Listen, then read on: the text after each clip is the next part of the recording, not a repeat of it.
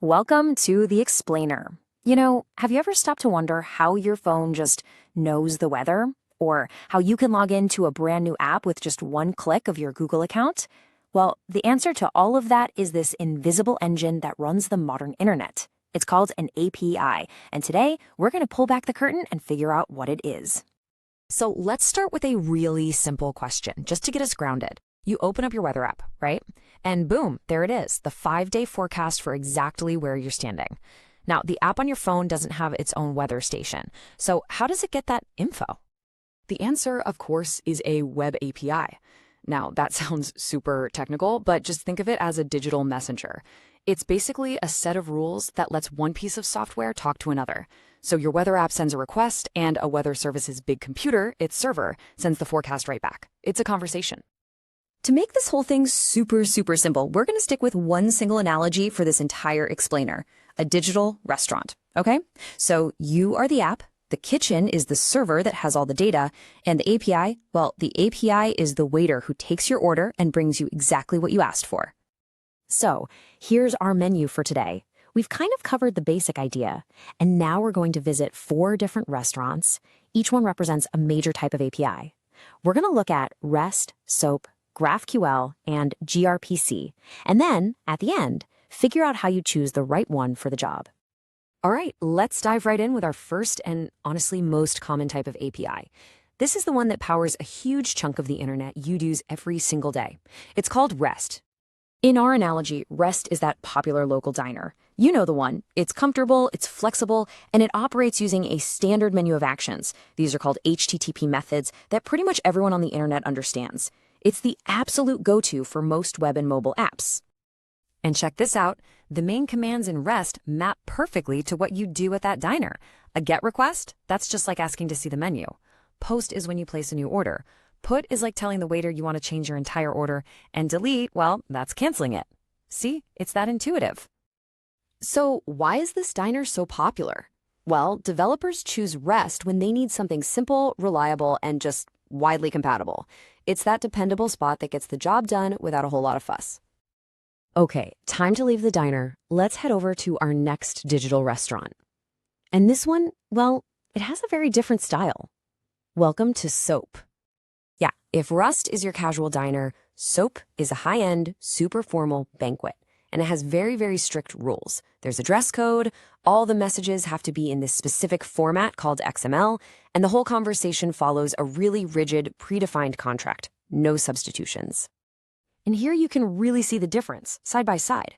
REST is all about being flexible and simple, usually using lightweight stuff like JSON. SOAP, on the other hand, is built on that rigid, super standardized contract, and it has serious security features built right into the protocol itself. So why would anyone choose this formal banquet? Well, you'd use it for big, serious enterprise stuff.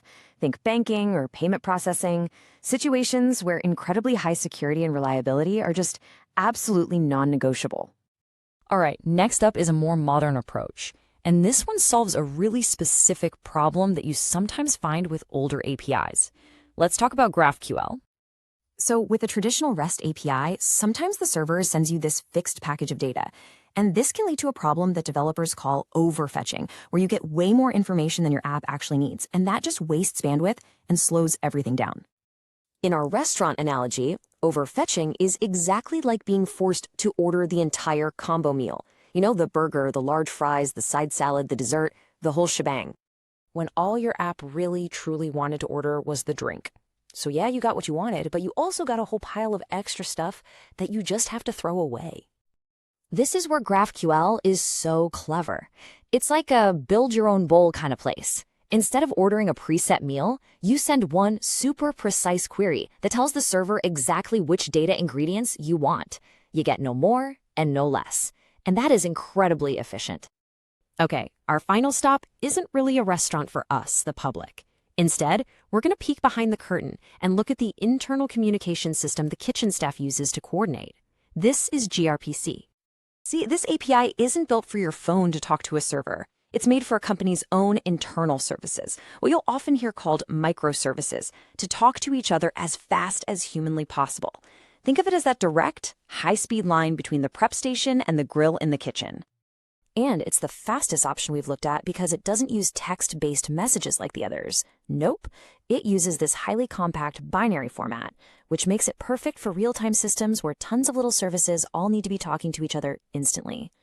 So after our little tour of these 4 digital restaurants, the flexible diner, the formal banquet, the build-your-own bowl spot, and the internal kitchen line, how in the world do you know which one to choose? Well, let's put it all together. The real secret is that it's not about which API is best. It's about which one is the right tool for the job. For your public mobile app, REST is probably perfect. For those secure bank transfers, you need SOAP. If you have really complex data needs, GraphQL is a lifesaver. And for that high-speed internal chatter between services, gRPC is king. Okay, let's wrap all this up with one final thought to take with you. You know, understanding these different APIs is really like learning the different languages that power our entire connected world. Each one, REST, SOAP, GraphQL, gRPC, they all serve a different purpose, a different kind of conversation. And as our digital world demands more and more speed, security, and efficiency, it really makes you wonder which of these languages is going to become the one we all speak in the future.